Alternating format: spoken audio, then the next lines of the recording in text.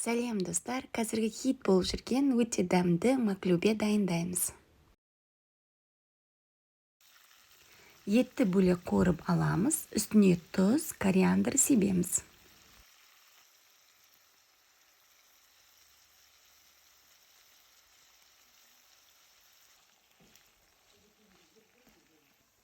Дәл солай сәбізді де екі бетінен қуырып аламыз. Болғаннан кейін картопымызды қуырамыз екі жағынан. Күрішті алдымен мұздай суға тұндырып аламыз. Одан кейін 2 минут аз ғана майға қуырып аламыз.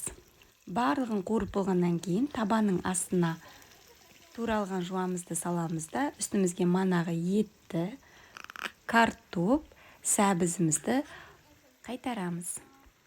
Достар, әр слойға дәмдеуіштерімізді салуға ұмытпаймыз.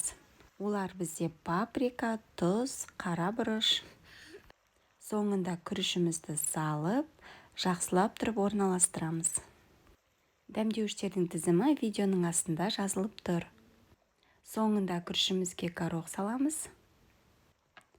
Жақсылап тұрып араластырып, кішкене су құямыз.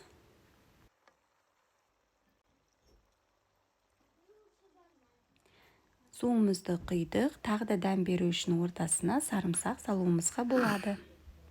30 минут баяу отта бұқтырамыз. Достар, өте дәмді, керемет маклюбе дайын болады.